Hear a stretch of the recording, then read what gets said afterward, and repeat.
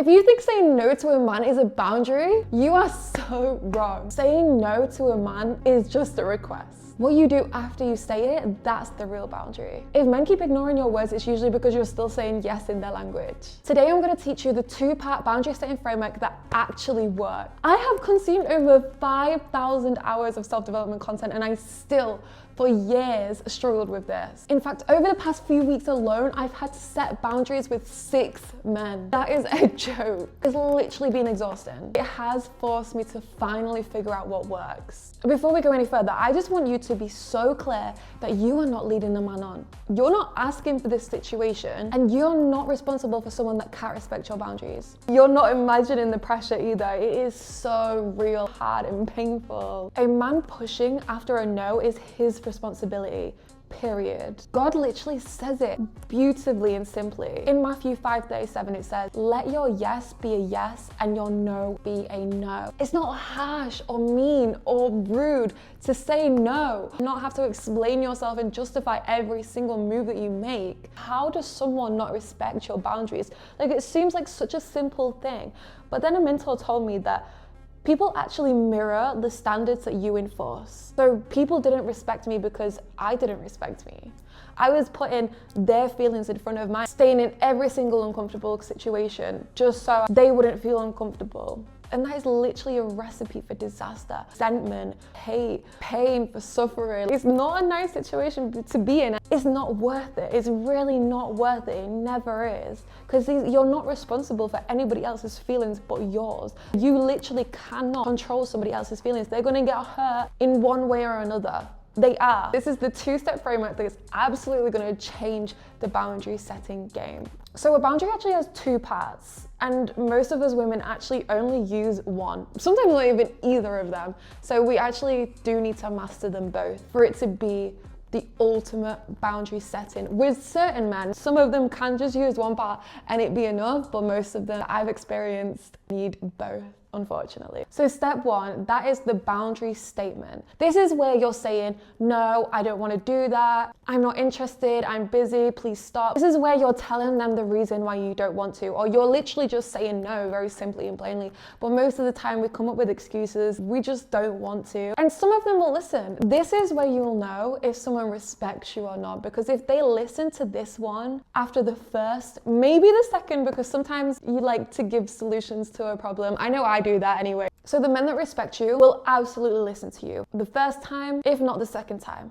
Anything after that, this is where number 2 comes in. And this is not moral. This shouldn't happen. People should absolutely respect you after this first one. You shouldn't even need to do this second one. But unfortunately we do. We have to learn this. This is absolute BS, and it literally angers me, and I don't get angry easily, but this is one thing that really annoys me. So with the second type of person, the person that doesn't respect your verbal boundaries, you're gonna need part 2, which is the boundary consequence. You might be great at saying no, but when it comes to the consequence, this is why they think that they still have a chance, because these men are wired in such strange ways. They think that if you are still there, if you are still present in that moment, they think they still have a chance. They still have hope. These are the men that do not stop asking. For example, if you tell a man that you don't want to kiss him, and he keeps saying, oh, come on, why not? Every single time that you say no, you've already said your 2 no's, and he's still asking, but you stay present. You don't go anywhere, you stay seated, you can't continue the conversation, you're still around him, you're still giving him your full undivided attention, your body language is still facing him. From a behavioral perspective, not a moral one, he learns that no does not end the interaction. So he keeps pushing. Not because you deserve it, but because this system allows it, unfortunately. If you're watching this video, you're probably such a warm person, you're emotionally available, you listen to people, and you're not really the type of person to cut someone off abruptly. That unfortunately attracts very lonely men who really struggle with rejection, and men who seek that emotional access quickly. And this isn't your flaw, I promise you, this is not a you problem. It's a very messed up system that doesn't seem to want to work in our favor, so we have to figure a way around it. So it works for us, not against us. So ultimately, what we keep doing when we're faced with these options of the discomfort of leaving and the discomfort of staying, we choose staying. And then your nervous system is literally learning as this is happening that endurance and suffering is easier and safer than exiting. And that's not a weakness, that is literally just how you've been conditioned. This is exactly what happened with my ex. This is literally the most typical story ever. We all go through this. I broke up with him multiple times and he always convinced me to stay. It was honestly brutal, but that whole time we was together, when we was breaking up, getting back together, I realized that words don't actually mean anything to men. Not all men, just to clarify, just most of them. But honestly, the consequences kept keeping me trapped because I wasn't using them. I wasn't actually fulfilling the consequence. It wasn't actually until I physically moved out of the apartment that the dynamic completely shifted. I finally gained my power back and he actually respects me now. Now, every time I go see him and go spend time with him, he will still continue to try to get me back. And it's only when I actually leave the situation and say, look, I am not seeing you, we're not speaking to each other, we're not messaging, that he will actually not message me and actually will ask for me back. But when I give him that indication that there's hope, when I go intentionally meet him, then he still has that hope that it's gonna happen. As soon as you give a man like this the idea that they have a chance with you, even your presence gives them the delusional idea that it's gonna happen, is literally insane. But these men are insane. We keep trying to victimize ourselves, thinking that we can't do anything about it, that it's just all them that have the power, then they'll continue having the power. But if we realize, wait, no, actually there is a way that we can do something about this, then we will. And that's what we need to do, because that's the only option I see right now. And if you see any other option, then please enlighten me in the comments. But I don't at the moment, so this is exactly what I'm going to be doing, and I hope you try this too. But I've seen this dynamic happen in loads of different kind of relationships, literally from strangers to relationships to friendships to business meetings, with men I barely knew, with literal casual interactions in my building. I see it happen all the time. Sometimes respect isn't actually just given to you, especially when you're so friendly and open. People do take advantage of it so much without even realizing. They just get so emotionally attached to you. Here's 3 real life scenarios that you might come across and what to do when you get into them situations. The rule with all of these situations is 1 no, 1 repeat, and 1 exit. That's the rule. So repeat that in your head over and over again until you master this, because this is what you're going to be doing every single situation from now on. This is situation 1. A man keeps pushing after you've said no. Whatever that may be, you can conceptualize it to any situation. This happens all the friggin' time. So you'll be able to figure out a scenario for this. But after you say no, I'm not interested. However, you might say, I'm not interested, I'm busy, sorry, no, I don't know, but whatever you might say.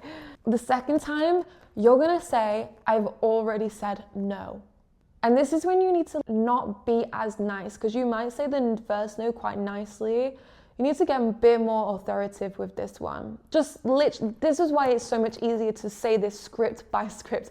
Literally say, I've already said no. There's so much more clarity with that than saying, look, I'm too busy. Do you know what I mean? There's a lot more clarity. Even though that should be enough, the more clarity you can have, the better chance of the situation being easier for you. And if he still persists after that no, you literally have to get up and walk away. There's no letting there be a 3rd no, a 4th no, a 5th no. As soon as you've said no twice and he still tries again, that's it. You need to leave that situation, whatever it may be. If you literally just say something like, I'm gonna head off now. I need to go home now. Honestly, you can say anything you want, but plan it now. Every single situation that you can think of that this has happened, plan how you would do it next time. Exactly what you would say with the formula of 1 no, 1 repeat, and 1 exit. Plan exactly what you're gonna say and literally just do that, because then it makes it so much easier in the moment if you already have it planned out. I recommend sticking to the exact script that I've said in this video, but if you want to make your own, that's completely fine. But after you say, I'm going to head off now, you literally leave. You don't need to explain yourself. You can leave the situation. You don't owe anybody anything. Unless it's your husband, then obviously that's a little bit of a different story. But most of the time, you will literally not owe this person anything. Situation 2 is where they keep reframing the no. This happens when you say no and they keep saying, oh, come on, like, why not? Come on, just 1. when they say all of these things, this is what they do when they're boundary testing. They don't actually care what you're going to say. They're just pushing your boundaries. Anything that you say, they will find another way to test the boundaries. They will keep pushing till you do what they want you to do. It is that simple. That is what they're going to do. They're not going to accept anything that you say. Once they start boundary testing, they're not going to stop. They've already crossed your boundaries. Your response can be something like, no, that's simple. Or, I've answered, and then you leave. You literally just get up and leave. Because you do not need to keep yourself in an uncomfortable situation. And trust me, I know how uncomfortable it is to leave. The sooner you master the leave, the exit, the sooner you will feel freedom. It is not going to feel good in the moment. It's not going to feel good whilst you're practicing. Nothing that you can ever master. Setting boundaries for yourself is such an important way of life. It's the same with everything that you're learning in the beginning. When you're practicing it, when you're so bad at it, it feels so uncomfortable at first. But it will get easier, and eventually it will literally be like second nature, and you have so much freedom. So just trust in the process. Trust me, it will be okay. Situation 3 is digital boundaries. This is when it's all online. I just want to make it clear that you do not owe anybody your presence. You do not owe anybody a reply. You do not need to reply to any messages that make you feel uncomfortable. These are probably the best 3 options. Number 1, do not even respond. Literally just ignore it. It doesn't matter if you ignore it. It's okay. If it makes you feel uncomfortable, don't even reply. Because if you reply, you are putting yourself in an even more uncomfortable situation because it's not going to stop. Second option is to reply with the most clear, concise, short answer possible. Whether that is being blunt about the boundary that you're setting. For example, I messaged it. Let me show you an example actually. Oh wait, I blocked him. I don't know. Let me see if it's on here. Oh, okay. Let me show you an example that I sent to this guy the other day. So basically, I met a guy in the building that I live in. Honestly, he was pushing my boundaries a little bit here and there. It was a little quite uncomfortable to the point where I needed to do this message. So, bro, by the way, I've literally met this guy twice. He kept messaging me like I was his best friend, and it was just annoying me. It was so annoying. I don't care about your life. Respectfully, I don't want to have any male friends right now at all. I don't care. He kept messaging me, telling me he was bored, and I was just like, bro, I literally don't care. I didn't want to say that because I'm too nice to say it. But then I was like, ChatGPT, I need to set some boundaries with this guy because I can't deal with this. It's just too much.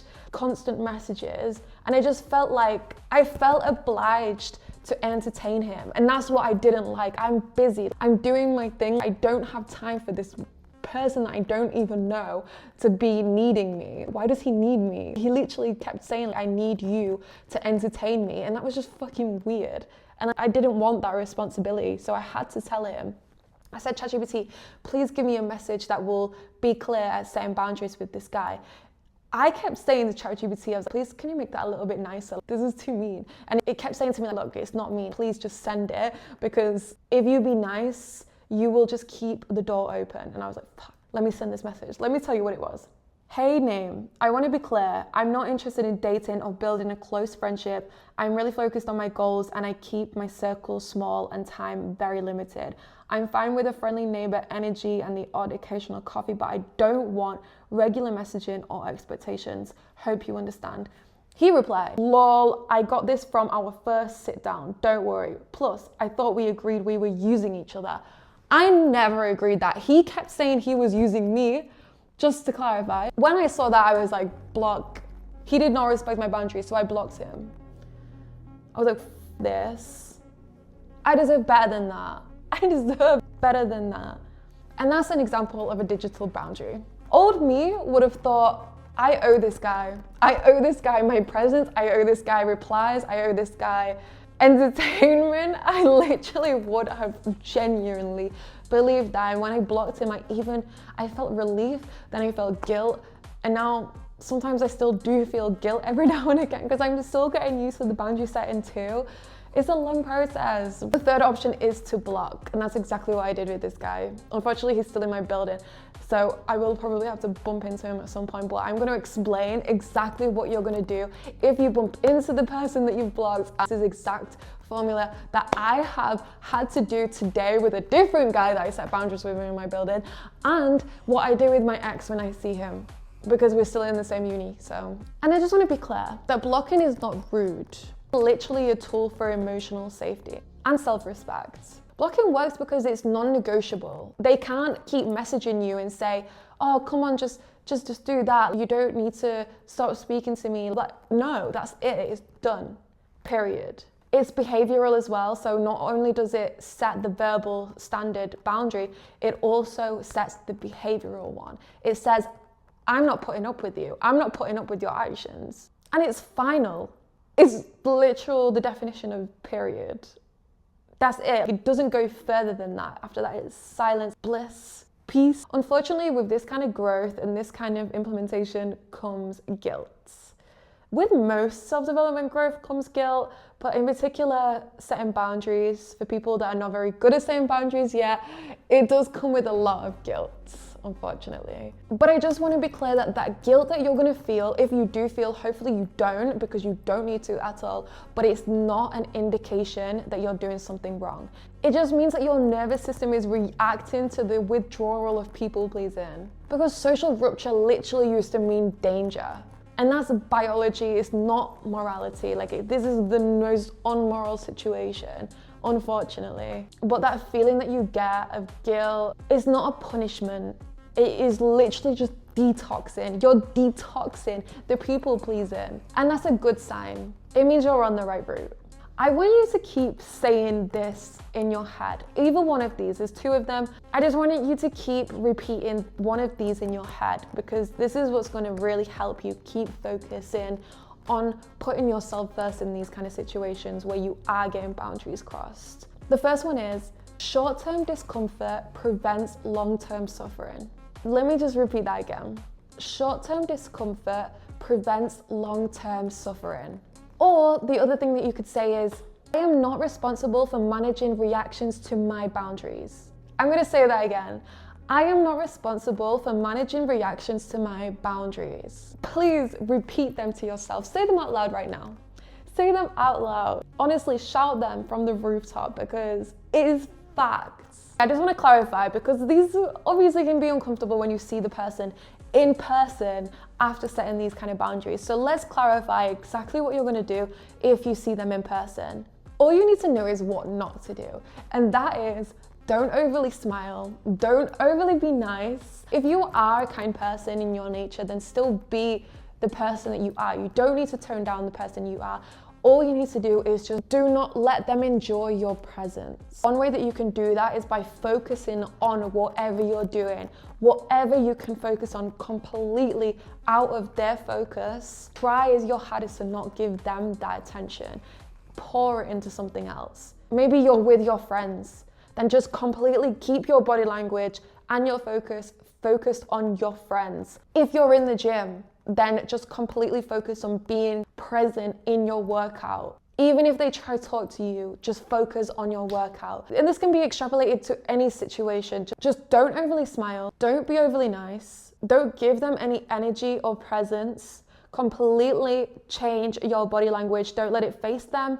Make it face something else that you're focusing on. Make sure you're focusing on something completely different to who they are. Don't reassure them, don't explain to them, do not apologize to them, because you don't have anything to be sorry for. They do. If you give them attention, unfortunately, there's a very high chance that it will reopen the loop. It doesn't mean that talking to them will reopen the loop, but what will reopen the loop is if you give them your energy or your focus, or you give them any sort of body language that makes them feel like you're interested. Be conscious about it. When you're in a situation, it's not going to be long, so make sure you're as conscious as possible that you're trying not to give any indication. Even, trust me, even being overly nice or smiling to them is an indication, unfortunately, because they're crazy. You're allowed to protect your space, you're allowed to protect your peace. Even if it makes somebody else feel disappointed, that is not your problem. Your problem is your own peace. Their problem is their peace. So let them deal with their peace and you deal with your own peace. Honestly, the first few times of doing all of this, your heart's gonna race. You're gonna feel that guilt spike and you're gonna feel quite rude. But that doesn't mean that you're doing something wrong. That honestly means that you're on the right path. Because growth doesn't happen without discomfort sometimes. And if you want to keep growing with me, then I post self-development videos for ambitious women every single Wednesday, so don't forget to subscribe. Please remember this. If you keep choosing to exit an uncomfortable situation over suffering in one like you're used to, people will stop crossing your boundaries and your life will finally belong to you. Anyway, thank you. I love you. Bye.